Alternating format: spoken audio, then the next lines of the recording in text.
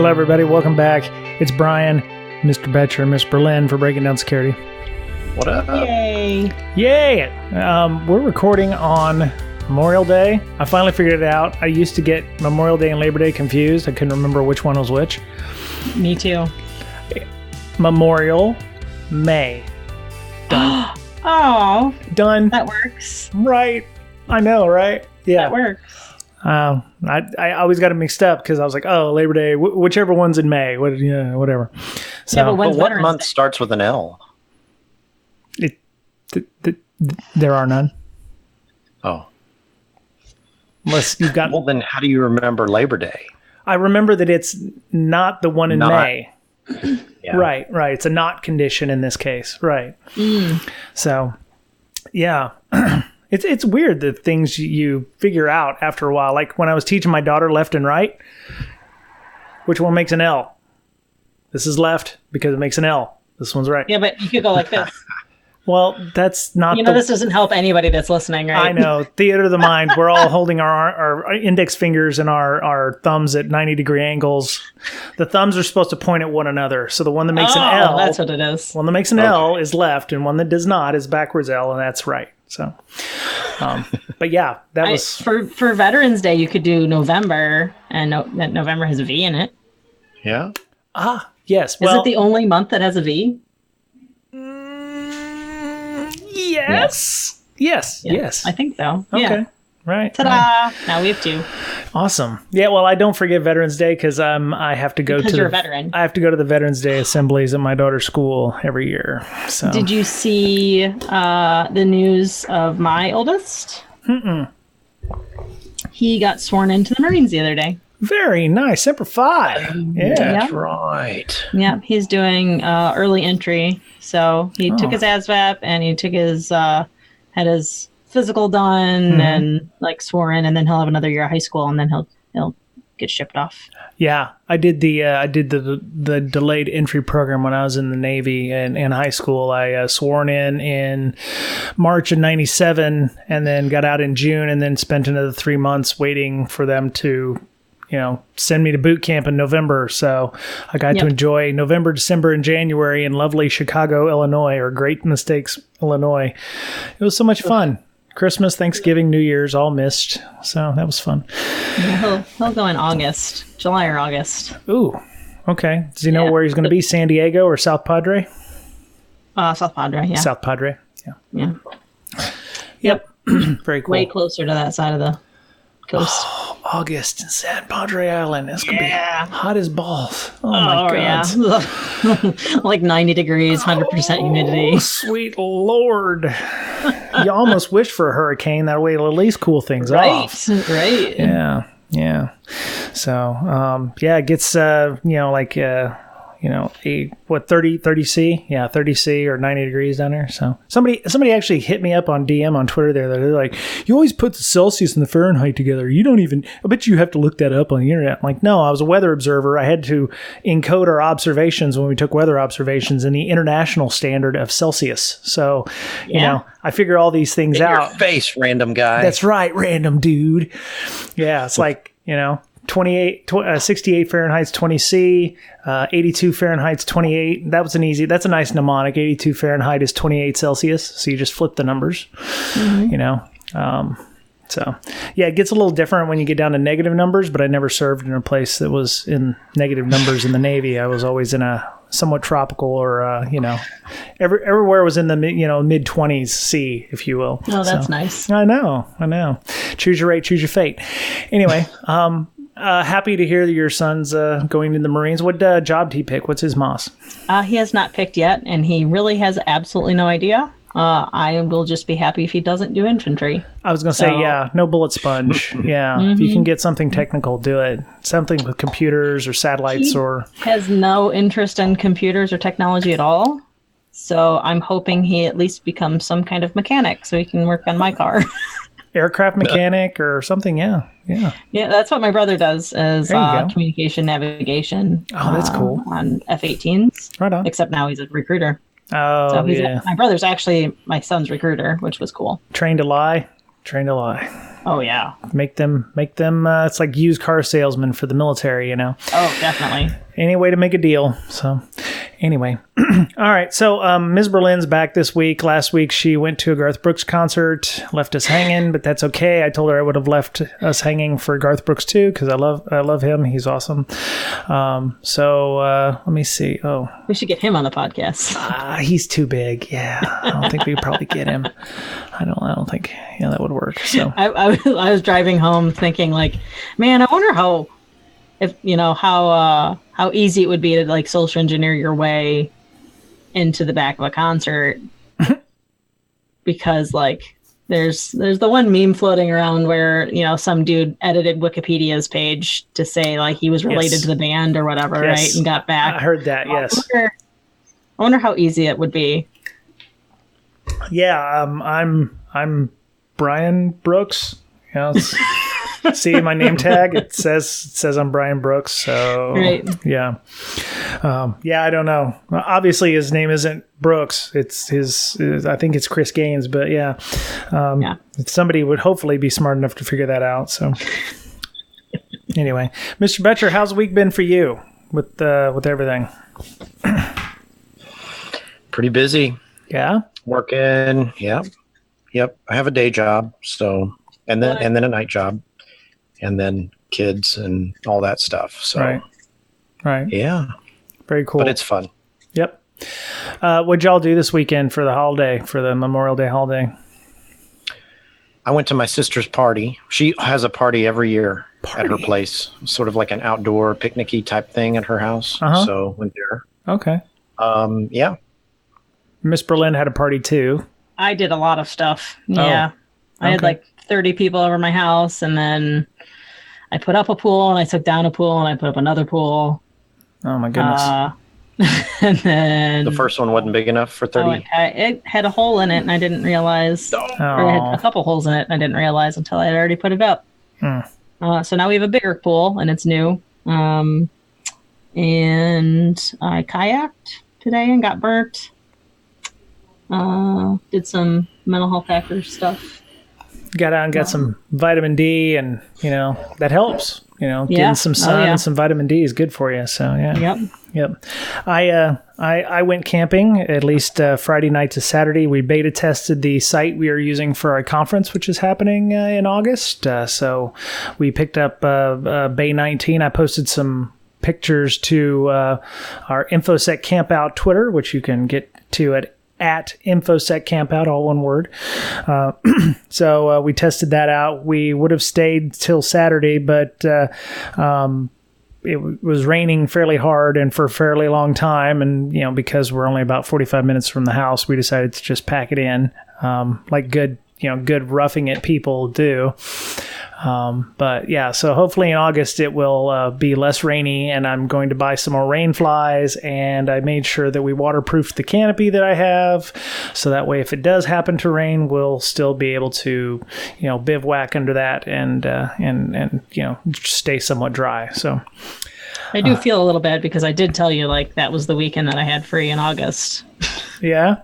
And that's what you picked, and then now I can't go. That's okay. That's all right. There's always hopefully next year, maybe? Yeah. So. No, I can't go. There's a wedding I have to go to. Oh, I see. These damn people getting married. Oh, well, should tell them, not to do that. It's a trap. Yeah, exactly. Don't do it. Yep. You should tweet that out. If you have a day that you're going somewhere, just say, okay, nobody get married on this day. Put that out there. Yep. I have stuff to do. If something comes up, you just need to wait until next year. Right. Yeah. If something comes up where they're inviting you to something, say, look, I put this out there. I was first. That's right. You got it. You set a date after me. Dibs. So, Yep. I don't care if you want me the maid of honor. Right? Sorry. Well, I don't. No, I charge You're for going to have that. to reschedule. I charge. Honestly don't think, Mr. Betcher, you're going to be asked to be maid of honor. I'd say that Never know. I'd say that ship has already sailed a little bit. Maybe matron of honor, but yeah. Anyway, so I'm going to be a little vulnerable this week because I nearly got phished. and I wanted to tell people about it. I know. Oh, I thought we weren't supposed to get fished. He said, oh, God, that hurts so bad. Yes, I know. InfoSec people are not supposed to be phished because by nature we're immune to that kind of stuff with our we don't mess up.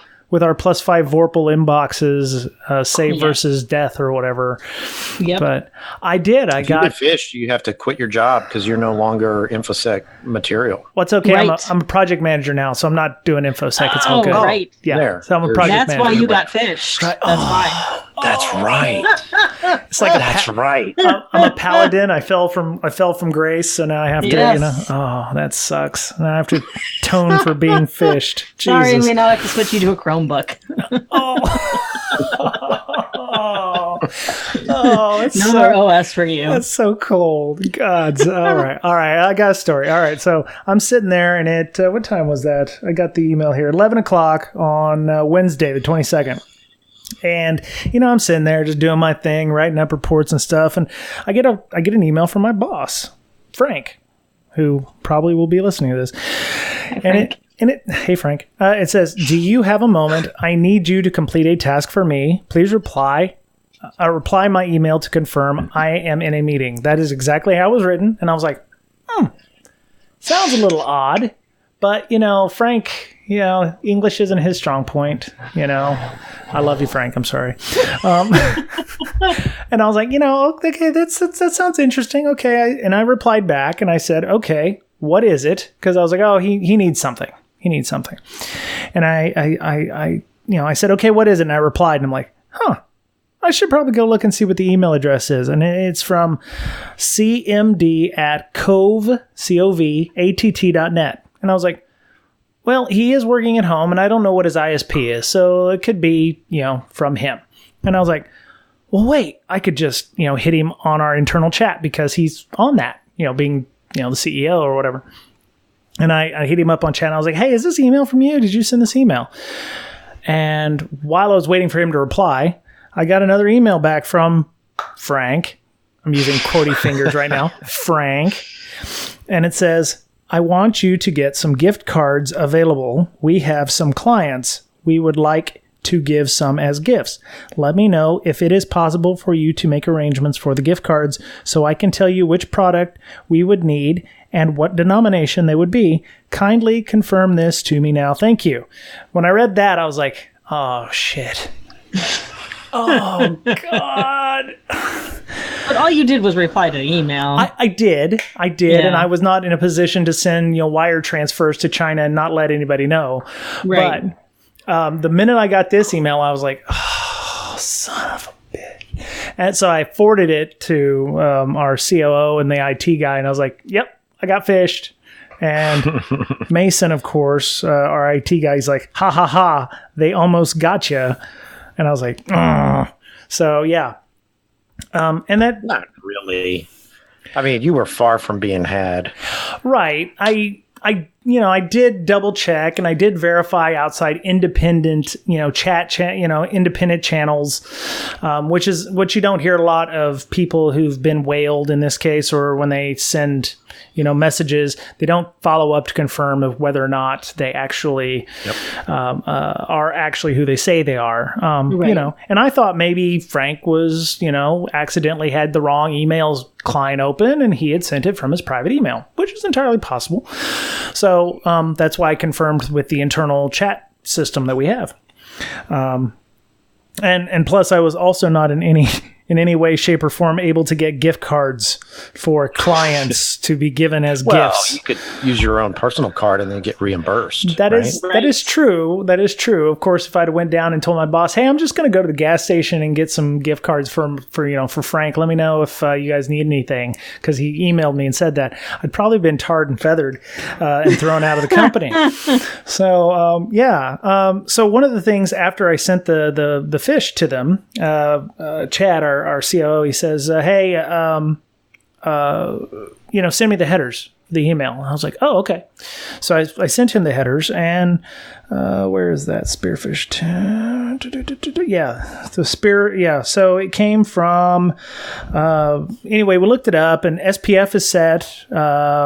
it come from mailhostbox.com. So, SPF records are set up properly.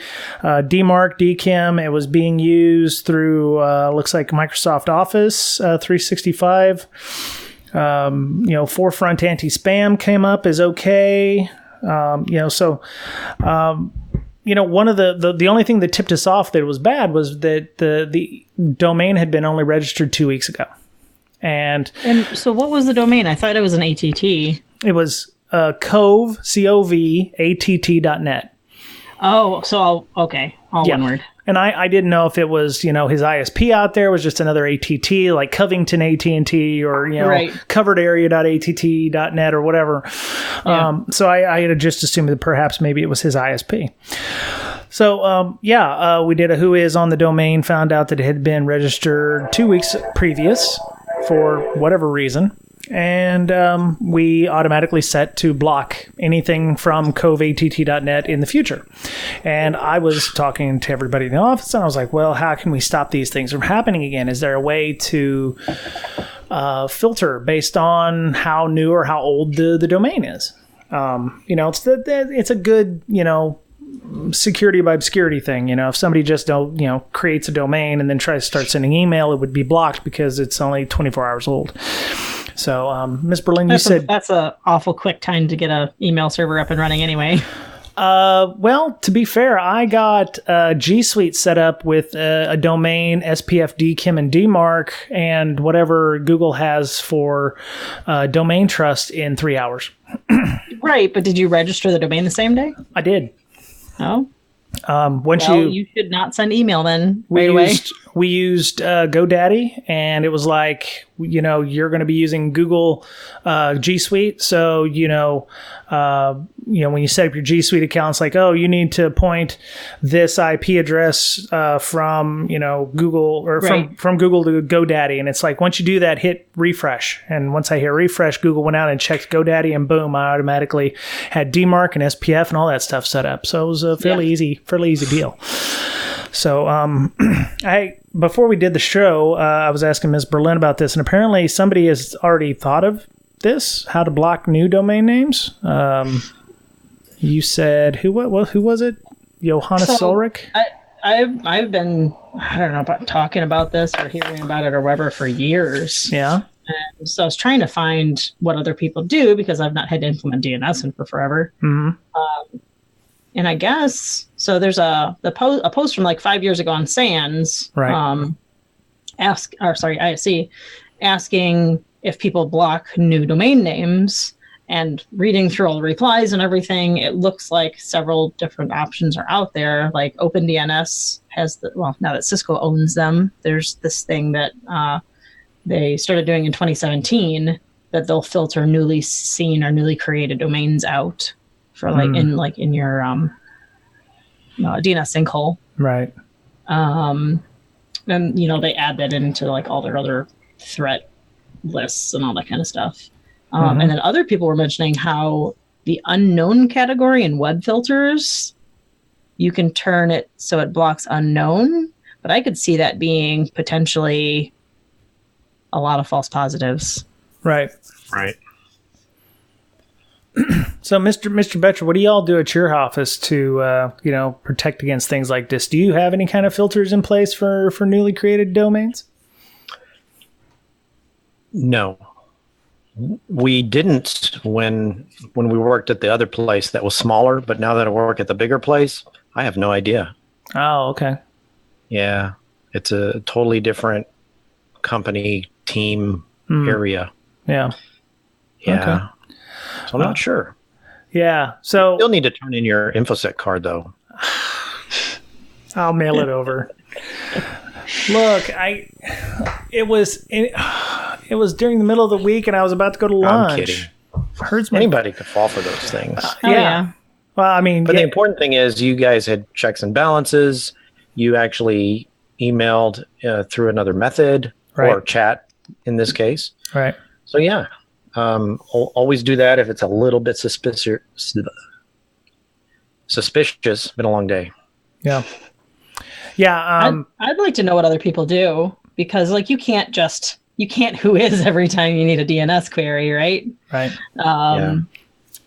Yeah. I mean, I could see it being difficult. Well, a solution like OpenDNS is a great option. Yeah, because they're just going to have like all DNS cached anyways, right? So once, you know, something new hits, they can I would imagine figure it out with way less queries than the average person. Yep. I wonder if Quad 9 does any kind of filtering like that. Who's that? That's a 9.9.9.9. Oh. For your DNS, which actually provides security as well. Oh. So if you use them as your DNS provider, let's see. I'm looking it up now. Well, they got cyber in their is one of their partners, Global Cyber Alliance. So there you go. One time I accidentally set them up in our lab, and this malware just wasn't working. So figured out what it was, and we changed it back to Google, and then it did work. Oh. So yeah. So they blocked they blocked some kind of malware then. Yes, they did block the download of a certain malware. Quad 9's not a sponsor of the show. That's just unfortunately, yeah. We could call them up. Yeah, but so apparently they search queries using 9999. They check the cache and return. If a result is found, step 3, they check threat list, match found, then return block reply, example names.net server. Okay, so they actually have kind of a middleware kind of thing that will do the presumably the whois or whatever, looking at safe sites or sites known to include malware or other threats. So they must employ some kind of threat intelligence feeds or something that coming from specific IP addresses or specific domain names. So interesting. Exactly. Okay. So here's one question that I had, and somebody told me that it was far too aggressive. Filter time for domains. So if we set it to filter for 2 weeks, that would probably be good. I suggested 6 months, but I've been told that I'm crazy. Why not? I didn't say crazy. You did. You said, Bryan, you're crazy. It's aggressive. It's aggressive. Okay. I don't. How long do you think spammers wait after they register a domain to use it? Well, if they're doing it for nefarious purposes, I would assume that if the smart ones, they probably wait a little while to kind of gain some reputation, right. Or but how long? I know, like pen testers will, just keep a rolling registration. That way, they can use the older ones, and they're not attacking from a newly registered domain. Oh, yeah, that makes sense. Okay. Set it long enough to get the skitties out of the way, maybe 2 weeks, something like that. Okay. Okay, 6 months is a little long. I guess you'd be worried about it after 6 months actually blocking legitimate traffic, especially if would it affect IP addresses as well? Like if somebody's IP address changed, would it affect it in the it would just be the domain name? Mm-hmm. Okay. Right. Because if let's say you had bob.com and bob.com was 1.2.3.4 and then all of a sudden it changed to 2.3.4.5, would that make a difference? If they don't back down their TLL before they change their IP address, you could have the old look up. But that's a different problem, right? That's something different. Okay. All right. So, if you're a blue team person out there, you might want to investigate some kind of filter time on your domains. It would help get rid of, at least some of this, the low level folks or the folks who are just, chomping at the bit to be able to do that. Or if they've set up some kind of maybe domain that kind of looks like yours, and they want to use it to, try to get your people like email engagements for spearfish or something. So, so we have it on our list for the company I work for, both of those things, the lookalike alert, to actually, whatever algorithm we're going to create to alert on stuff that's close. And then the new domains is the other one. Oh, very cool. Okay. It's later this year, next year, I don't know. Everything goes super slow. Yeah. Okay.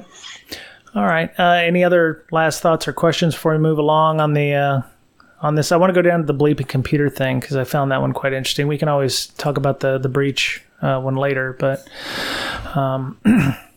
so Sure. All Let's right. do it. So we got some news, a little bit of news, something I found interesting. This was on my Feedly bookmarks under, breaches, or I think I have it looking for like fraud or something. But so the American Registry for Internet Numbers, so the one that, doles out all the IPv4 numbers back in the day, discovered a fraud scheme in late 2018 in which 750,000 IPv4 addresses were fraudulently obtained.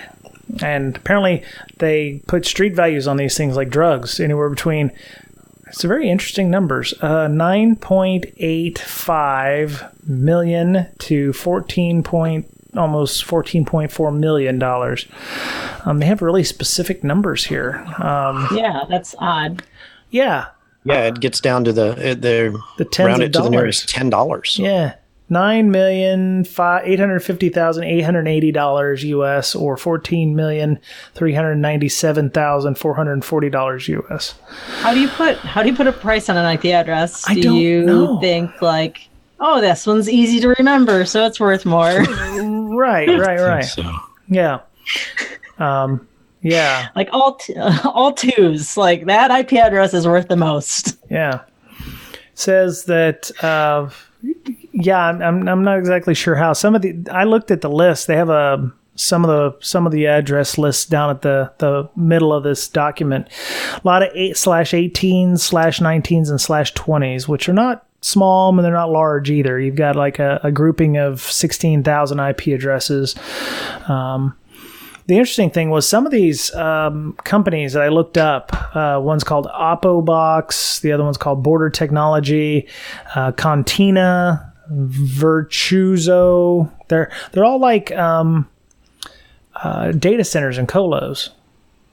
For the most part, or as a service provider. So it's like, you can run your services in the cloud here or whatever.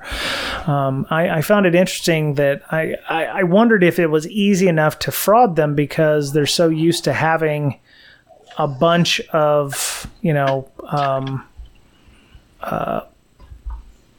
they're always doing these turnovers of IP addresses or something. It's like, this company's got this address or whatever, and it's like all of a sudden, oh, I need to sell it, or I need to trade over to this colo.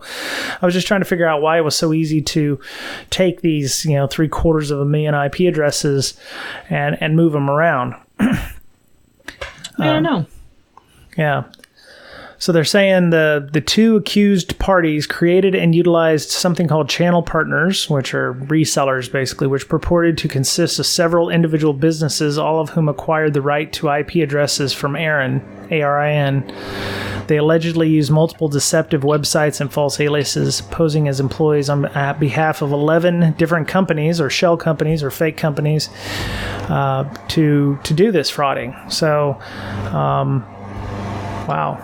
So the IP addresses had been transferred from bona fide purchasers out of the ARIN region, but it did not go after recipients of those completed transactions. Thank you, next door neighbor. Wow, a lot of these subnets are /18s, which is almost 16,000 addresses apiece. Yeah, 16,384 according to the list that was here. So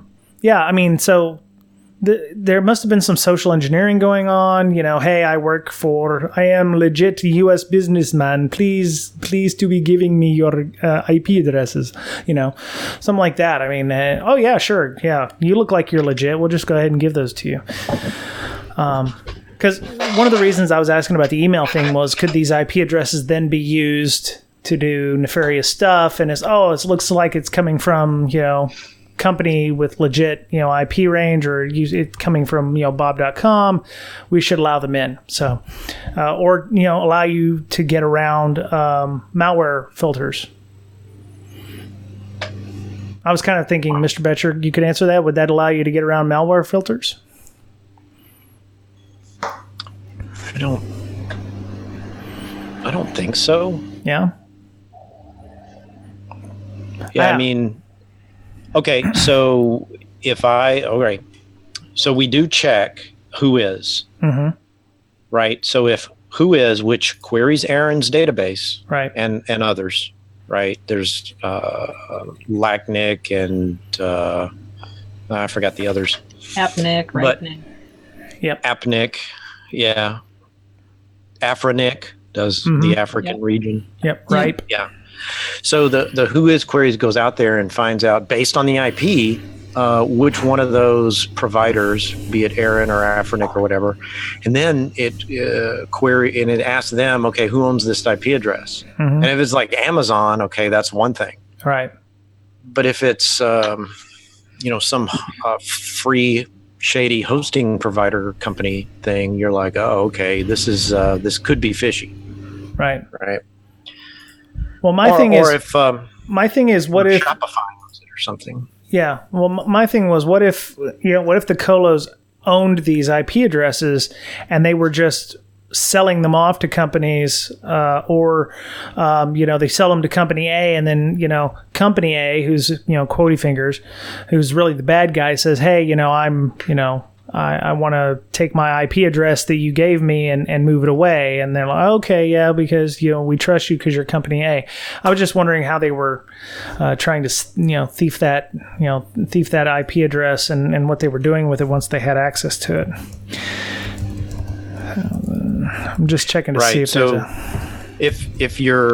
if it looks like you're a legit company, then people are less likely, and I'm sure some of the threat intels are less likely to flag it. Right. But if you stole that IP or bought it in this manner, your name wouldn't even show up in the database. So, Right. Yeah. Okay. So according to Aaron's actual website, it says a company in South Carolina obtained and utilized 11 companies across the United States, intentionally creating false aliases purporting to be officers of those companies.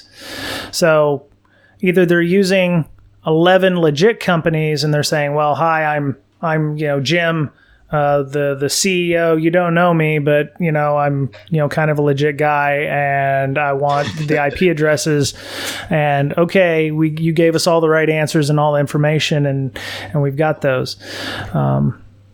There's just I think this is still going on because they got the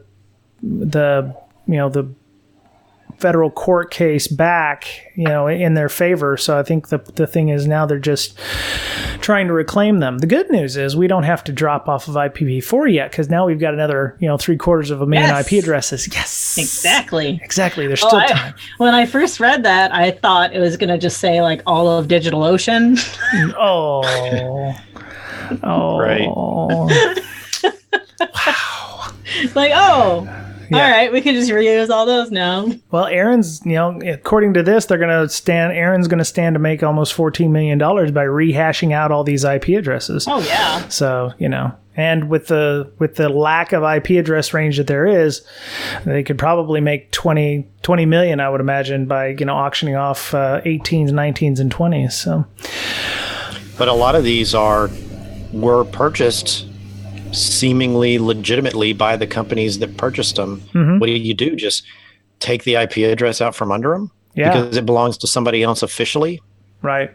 Well, I mean, they were fraudulently paid for and moved, right? So there's some additional bits there. Could you imagine? Just like you're just like on the side hosting with somebody else and all your infrastructure there, and like, oops, sorry. Yep. All your IP addresses are now gone. Yeah. The other thing is, were these, fraudulently collected by, these companies? Were they bought with legit money, or were they just taken using, recently stolen credit card information, or, whatever? So there may be more layers to this fraud than we think, than we know of.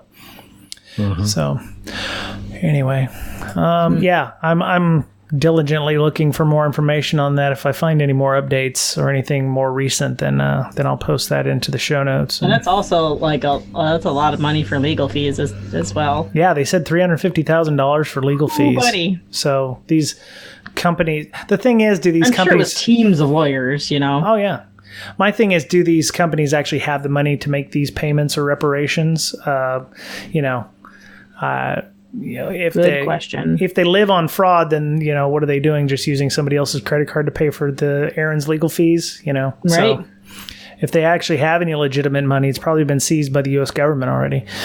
So, all right. So if you've been playing the IP address index fund market, you might want to sell. Did you short that? I knew something. Yes. All right. So we got one other thing. Ms. Berlin, you were talking about logging issues for Windows. Yeah. So lately, that's all I've been doing. Is trying to create meaningful alert chains in the software that I'm working on. Uh-huh. So I'm not writing the software, just to be clear. Right. I have other smarter people doing that. I'm the one. They're kind of like decision trees. So it's like a sim, but it'll be like, oh, if this event happened, and then this one happened, and then this one happened, to do like attack chain alerting. Right. And one of the steps in one of the chains I'm working on is scheduled task creation. Right.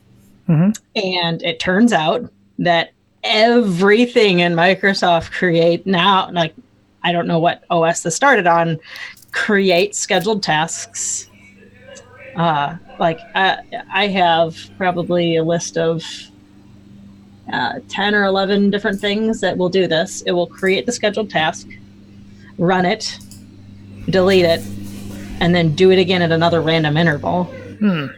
So do you have an example of something like that? Would it be like creating a Docker instance, or why would it use a scheduler like that? I have my big query of all these things pulled up. Okay. So certificate services does a bunch, right? They have one that it's the task name is /Microsoft Windows /certificate services client /key pre-gen task. Right. All right. That one's constantly creating stuff. Okay. There is what else?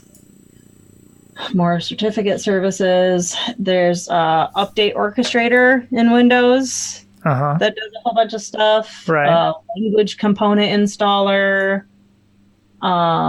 So looking at all of these, most of them are at the /Microsoft /Windows path. Okay. Right.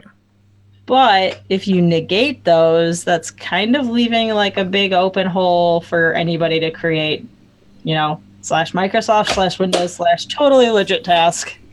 Right. And and you bypass it, right? So trying to find and when you create a scheduled task in Windows, there are 1, 2, 3, 4, 5, 7 different event IDs associated with that, so they can happen at different intervals for different tasks. So I'm trying to actually find a meaningful way to look for scheduled tasks and not have a big gaping hole for the Microsoft directory. Okay, so that was my complaint. That's really, really weird. Yeah. And I think so. I was talking to a friend of mine about the Windows ATP thing that Microsoft has. Windows ATP thing. It's like Microsoft ATP. I don't remember what all it does, but it sounds like it does a whole lot of in-depth stuff. Since they have access to the kernel, they can give you a lot of different alerting on stuff. Advanced threat protection. Yes, thank you. Okay, yeah. And I feel like maybe with those logs, you might be able to see, if the system's creating them, or if a user's creating them, or different paths regarding that. Mm-hmm. But again, you don't want to rely on that type of log to make a meaningful alert. So we have our logging guru over here, Mr. Betcher, who runs a little application that he develops. You were talking before the show that the scheduler log is kind of special in that regard, right? Right. Now, if you're not running GPO, which overrides any other changes locally, when Windows does an update, it just decides for you that you don't really need the task scheduler log and just turns it off. Is it what? Yeah. Wait, when does this happen? During just like monthly patch updates? Pretty much every patch, yes. Whenever it patches, it's like, oh, you got the task scheduler log on? Yeah, I'm just going to turn that off. I remember trying to figure that out like 5-6 years ago, maybe. Like, what is happening? Like, why does this keep on turning off? Because it was something else too that it was doing every time Windows updated, and then we figured out it was that. But so annoying. Okay. So Michael Goff tweets out to Microsoft probably every month. Still turning off that task scheduler log, eh? You know, he berated him a few years ago for that, and every month it's still. We had him on the show talking about that. That's why I was like, "Oh, that sounds familiar." Yeah, okay. I could berate them over so much shit that happens in the event log. Because I mean, I never I looked at event log, but I never looked at it. Like when you get into trying to parse all the different XMLs that can vary depending on how you do a certain task. It makes you want to scream. Wow. and there's like whoever coded it. Yeah. There's like 15 useful event IDs in the task scheduler that you might look at. And have you ever tried to parse the event logs are pretty consistent, the older ones, but some of the newer ones like PowerShell, it's almost impossible to parse that, right? Well, they throw the entire PowerShell command into the event. Yes. And if you've never tried to parse PowerShell logs, then you're probably not doing log management. If you have, you know what a pain in the butt it is to parse PowerShell logs, right? Yep. So, if only there was a tool that parsed it for you. I use grep. Is that good? Does that work? Grep. Echo. I just use Echo. You're definitely going to need something that's Turing complete, right? Right. Okay. Wow. Yeah. So, if anybody has any thoughts or suggestions on how to help Ms. Berlin with that, that would be helpful. Otherwise, just constantly that's what I've been working on for the last several months. Now, when you do run a task, and this may be one reason that Microsoft does it, it runs at a lower priority. Mm-hmm. So it doesn't take up the system resources that would, if the caller itself or the program itself that wanted to run a separate process would take up. So that would take up a lot of resources. So it schedules a task in order to not hose the system for anything. Right. So Windows runs these tasks at a lower priority, and you can build up thousands of tasks, and it will run them when it wants to run them.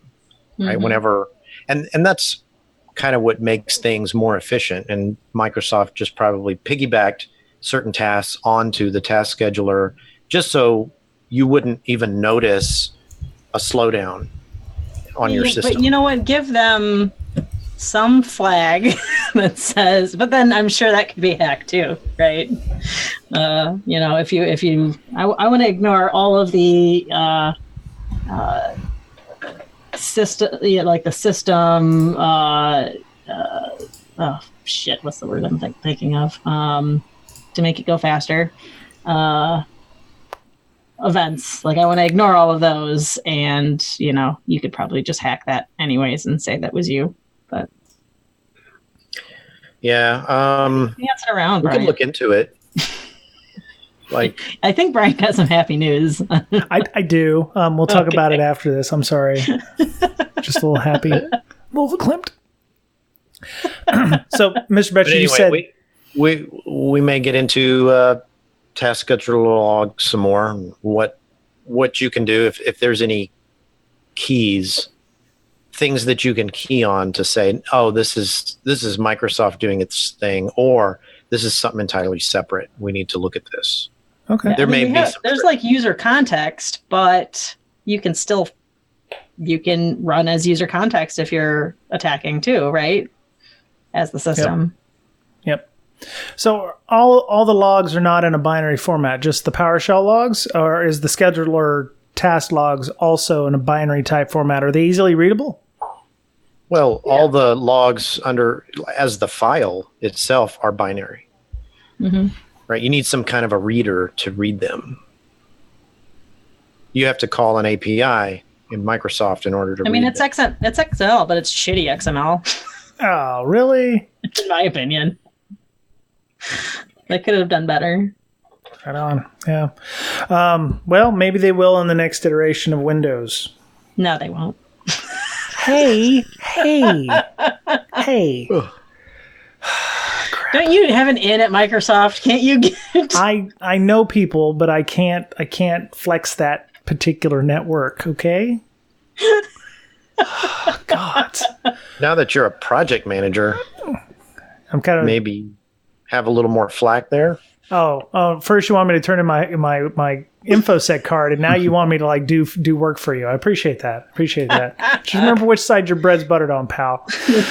So, all right. No, I know some people there, but I'm not exactly sure if they have anything to do with the logging. They probably go, yeah, we know, we have trouble with it ourselves. Because I know some folks at the MSRC, so I don't know either. Maybe they have some internal tools that they use for poking around at logs, or maybe they employ technology to help them get around that. Could you take those logs and output them to a SIM so that all you'd have to do is keep pushing a GPO to make sure your scheduled task log stays, enabled? That's what I'm doing. Oh, okay. Very cool. All right. Like it's our like our product is a SIM. Right. Okay. Yeah. All right. So, well, any last thoughts or words of confidence or feelings, Mr. Betcher, that you'd like to mention about the logs, and same to Ms. Berlin? I can't wait to start working on something other than Windows logs. Well, once you get that down, then they'll go and change it, and then you'll have to start over. So no. Yeah. So, okay. So I did a little happy dance. I got an email. For those of you who have been listening for the past, 3-4 months, we've been talking about something called Project Hannibal. We talked about it in the last month or so. We're having a conference here in the Seattle area called InfoSec Campout. If you have to ask me what InfoSec Campout is all about in our conference, maybe you need literally camping out. Yes. Very good. Yes. Very good. Yes. Literally. I know. That's why we put you on the show. You're just incredibly smart and talented. For our slower guests. Our listeners. Yeah. So I've been hosts. Exactly. And hosts, right. I've been working my network a little bit. Talked to Adam Baldwin, who I think we had him on the show a couple months ago talking about in Node.js dependencies and vulnerabilities and stuff. He thought the camping was a good idea. So one of the people that follow him on Twitter just bought a ticket to camp with us. So I appreciate that. We still have some tickets if you're wanting to camp out. We have, according to the camping slots, because I just added this gentleman to the camping slots, we have RV spots that are available, but we ask that if you're doing an RV that you have at least 2 people in there, because it's kind of weird for a 16-foot RV to have one person in it. So we're asking that if you do have an RV, that it's a minimum of 2 tickets or 2 people to the tickets. If you want to buy 5 tickets and have one RV, then that's all on you. But so we're selling tickets to the conference also, which will be on the day of the 24th, but the camping will be the night of the 23rd, which is the Friday before, and then Saturday night, the 24th, and then you got to get the hell out of Dodge by the 25th by noon. So if you're interested, we're still doing call for papers. We're still doing call for workshops. I'm going to convince Ms. Wendy Knox Everett, to one of our organizers and one of my officers in my nonprofit, our nonprofit, to do a ham radio workshop, perhaps, getting the basic license. So if you're interested in getting your ham radio license, at least to be able to, I don't know the different levels, but it's a basic license. we'll have a workshop and a test, and it's like 6 hours long. So I'm going to try to get her to do that for us. In addition to things like resume review, we're going to have food for people. We're going to kind of keep it campy. So Miss Knox Everett had mentioned s'mores bar. So we're going to have s'mores. We're going to do camp out. We're going to do hamburgers and hot dogs. I thought about a chili cook-off, but maybe in future iterations of this, we'll do a chili cook-off. But if you're interested in submitting a paper, because if you do, speak, you will get a free ticket to camp out. One of our people who's going to be talking about disaster communications. She's a ham radio operator herself, and she's offered to come and do a talk about disaster communications. So she's a ham, and she's very interesting to do. So still looking for sponsors. So if your company wants to donate to a nonprofit that's going to send all of its money directly to the conference and help for other educational initiatives, please reach out or go to www.infosecampout.com. We have fixed the TLS issues between GoDaddy, Cloudflare, and GitHub. We finally fixed the TLS issues. Miss Wendy was pulling her hair out trying to get TLS to work for us. But we still have several slots available for camping. You'll be sharing a campsite. We do have, if you go to our Twitter, InfoSec Campout, you can see some of the pictures that I put up of what the campsite looks like and what we're going to be doing there. So including the barn, I think, where we're going to be having the venue. So it's going to be different. It's not tour camp. We don't want it to be like that. So if you're interested and you want to come and hang out, hit us up. So book club, before we go, Mr. David Sybuck ran a survey in our book club channel asking for a survey of our summer reading program. So the idea is you're going to read a book a month. June is Cult of the Dead Cow. July is Tribe of Hackers, which came out. It's Marcus Carey, and he co-wrote it with someone else. Name escapes me. I apologize. August is going to be The Mastermind, and Cuckoo's Egg is September. So if you're interested in joining our summer reading program, it's not a program, but it's a thing. You get the book, you read the book. The last, I think, week of the month, everybody gets on and talks about the book. That's separate from our regular bi-weekly book club, where we just got done, I think, with the Christopher Hadnagy book, Human Hackers. So a lot of good stuff, a lot of good discussion there, a lot of good people doing stuff, book club, sharing ideas and things, which is what we're trying to do, make it a collaborative environment and community for our Slack. So Ms. Berlin, any thoughts about our Slack? How would people join our Slack if they wanted to? That's a great question. They should DM the Brakesec account on Twitter. Okay, which is? At Brakesec. Yes. BRAKESEC. All right, awesome. Break is spelled correctly. Right. Yes. And or you can email bds.podcast@gmail.com. So Ms. Berlin, you're doing some interesting work with mental health. Maybe you could talk a little bit about that. I have a busy June coming up. Really?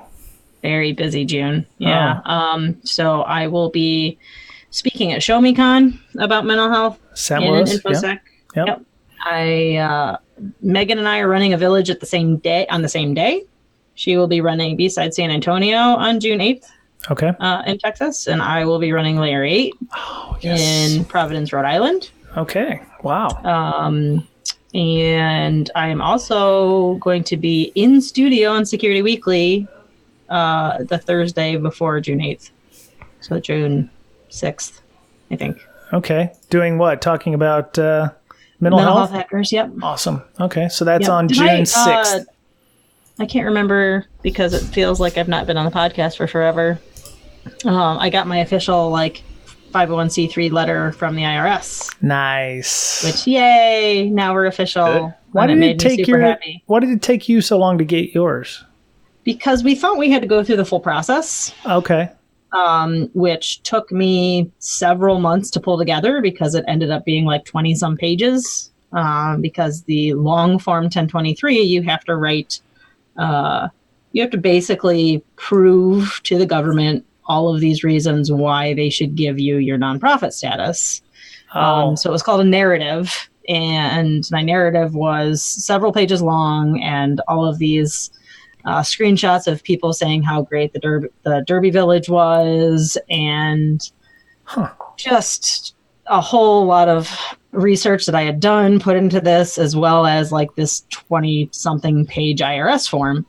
Wow. Turns out that, and I got a lawyer, like I wanted to do it correctly. So we got a nonprofit lawyer, and he's the one that told us to fill out all this stuff. And then we fill it all out, send it in, and he's like, oh, well, you're going to be making less than $50,000 a year in donations. So you can just do the easy form, which is one page and like $100, and you can submit it yourself.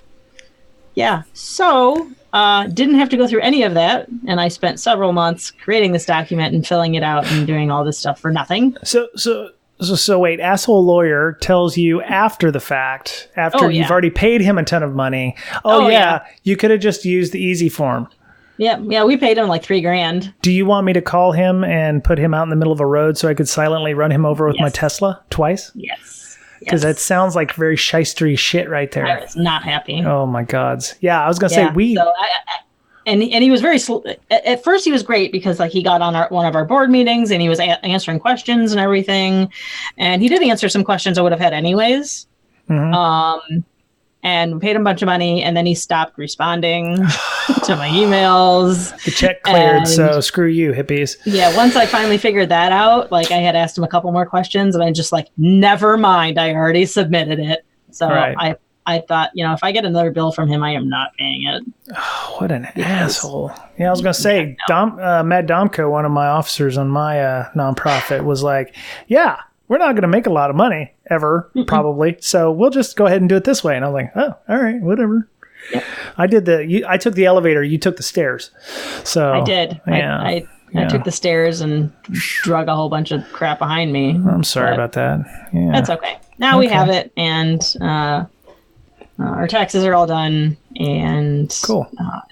I guess it takes a bit because I went, as soon as I got it, I went on like Facebook to register as a charity, Amazon Smile, and like all of these other services or whatever. Mm-hmm. But like there's this monthly maybe sync up that they do with the IRS for status. Mm-hmm. And we weren't on there yet. So we have to wait until the IRS syncs up with all these businesses so we can tell them that we're like, even though we have the letter, it doesn't matter. We have to wait. Right.